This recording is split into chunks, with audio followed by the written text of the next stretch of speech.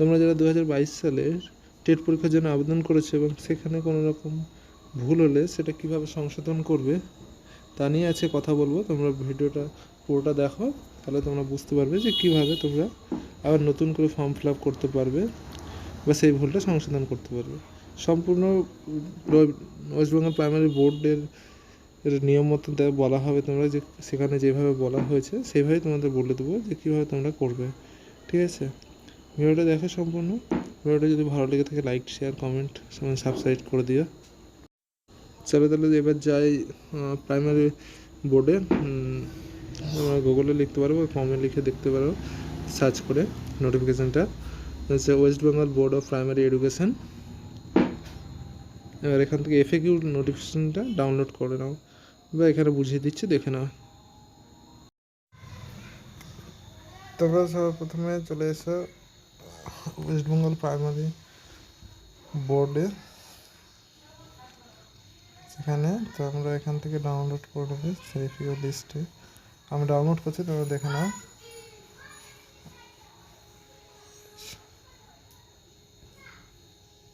এখান থেকে FAQ question answer যে লিস্টটা হয় ডাউনলোড করে নিলাম। দেখো 14 নম্বর প্রশ্নটা বলছে, can I change my mobile number আর ইমেল অ্যাড্রেস আফটার রেজিস্ট্রেশন। মানে রেজিস্ট্রেশন বা অ্যাপ্লিকেশন করার পর আমরা কি মোবাইল নাম্বার আর ইমেল অ্যাড্রেসটা চেঞ্জ করতে পারবো? এই সুবিধাটা দিয়েছে বোর্ডে। তো আমরা এটাকে অন্যভাবে কাজে লাগাবো। কীভাবে? যে আমাদের একবার তো অ্যাপ্লিকেশন করা হয়েছে, তারপরে আমরা যদি চাই যে আরেকটা অ্যাপ্লিকেশন করে দেবো, এটা দেখা গেলো পরবর্তীতে তোমার সুবিধাতে লাগতে পারে। যে সিট তোমার এক জায়গায় পড়লো, সেটা তুমি আর দুটো ফিল আপ করা থাকলে দু জায়গায় পড়বে, তোমার যেটা চয়েস হবে সেই জায়গায় যেতে পারো তুমি। এখানে বলছে দেখো, after year registration is complete there is no provision to for change the mobile number আর ইমেল অ্যাড্রেস। বলছে যে তোমাদের রেজিস্ট্রেশন করার পর কোনো রকম তোমাদের উইন্ডো দিবে না যেখানে তোমরা চেঞ্জ করার সুযোগ পাবে পরবর্তীতে। তারপর বলছে if you wish to change, তারপরে যদি তোমার ইচ্ছা হয় যে তুমি চেঞ্জ করবে, তাহলে কী করতে বলছে, same you are required to do a new registration with different email ID and mobile number. বলছে প্রথমবার যেভাবে করেছিলে সেইভাবে সেমভাবে তুমি আর একটা রেজিস্ট্রেশন বা অ্যাপ্লিকেশান করতে পারো, উইথ হচ্ছে ডিফারেন্ট, মানে আলাদা মোবাইল নাম্বার দেবে আর ইমেল অ্যাড্রেস দেবে। এবার দ্বিতীয় প্রশ্ন দেখো, এইটাই দ্বিতীয়ভাবে আরেকভাবে বলে দিয়েছে, সেটা দেখিয়ে দিচ্ছি তোমাদের। দেখো এখানে চলে যাও ডাইরেক্ট 22 নম্বর প্রশ্নতে।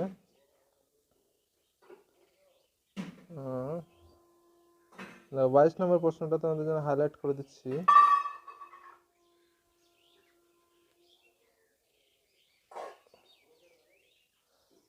বলছে, I have made a mistake in my application form and the same has been detected by me after making payment for the same.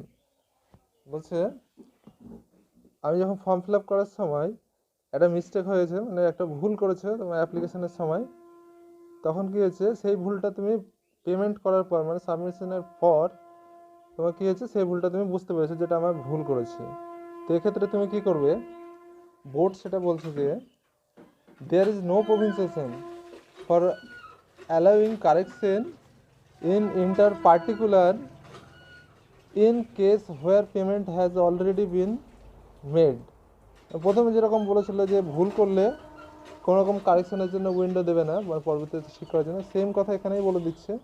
তারপরেও বলছে যে ইন সাচ সার্কামস্টেন্সেস, বলছে যদিও সেরকম তোমাদের সিচুয়েশন তৈরি হয় তাহলে কী করবে, বলছে you should make a new registration. আবারও বলছে যে তোমরা একটা নতুন রেজিস্ট্রেশন বা অ্যাপ্লিকেশন করে দাও, and fill in a fresh application form thought such registration. Same প্রসেসের মাধ্যমে তোমরা আরেকটা রেজিস্ট্রেশন করো। তাহলে এখানে বুঝতে পারলে যে তোমরা দ্বিতীয় যদি রেজিস্ট্রেশন করো তাহলে তোমাদের কোনো প্রবলেম হবে না, বা প্রথমটা যে রিজেক্ট করে দেবে দ্বিতীয়টা বা কোনো হবে অ্যাকসেপ্ট করবে না, এরকম কোনো রকম প্রবলেম হবে না। এখানে বোর্ড ক্লিয়ারলি বলে দিয়েছে, তো তোমরা নিশ্চিন্তে এটা করতে পারো। এবার নেক্সট প্রশ্ন যেটা আসছে বেশিরভাগ, সেটা হলো এখানে দেখো বলেছে 19 নম্বর প্রশ্নতে দেখো বলেছে, তোমাদের জন্য হাইলাইট করে দিচ্ছি। সুবিধা হবে।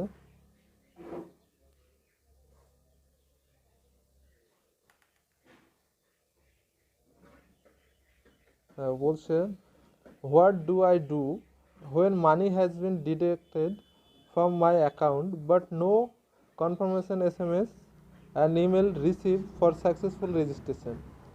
বলছে যখন আমাদের টাকাটা কেটে নিয়েছে, সাবমিশন করার পর টাকাটা কেটে নিয়েছে, কিন্তু আমাদের কনফার্মেশন ইমেল বা SMS আসেনি এখনও। মানে তোমরা যখন সাবমিট করো তারপরে একটা SMS আসে, সেখানে তোমাদের রেজিস্ট্রেশন নাম্বার দিয়ে দেওয়া থাকে, কিন্তু সেই SMSটা যদি তোমাদের না আসে তাহলে সেক্ষেত্রে কী করবে তোমরা? বলছে বোর্ড যদি বলছে যে in such circumstance please write a help desk mentioning the following. বলছে তোমরা এই ক্ষেত্রে একটা লেটার লিখবে, সেটা হচ্ছে ক্যান্ডিডেট ডেস্কে, সেই ডেস্কটার মধ্যে বলতে হবে, লেটারে বলবে যে পেমেন্ট মোড মানে কীভাবে দিয়েছিলে, সেখানে কীভাবে পেমেন্ট করেছিলে তুমি, সেখানে ক্রেডিট কার্ড হতে পারে, ডেবিট কার্ড হতে পারে, বা ওয়ালেট হতে পারে, তুমি যেভাবে পেমেন্ট করেছো সেটা পেমেন্ট মোড দেবে। তারপর পেমেন্ট টাইপ বলতে তুমি কী টাইপে কীভাবে করেছিলে পেমেন্টটা। তারপর হচ্ছে পেমেন্ট অ্যামাউন্ট বলতে কত টাকা, পেমেন্ট ডেট আজকে যেদিন করেছো সেই ডেট দেবে।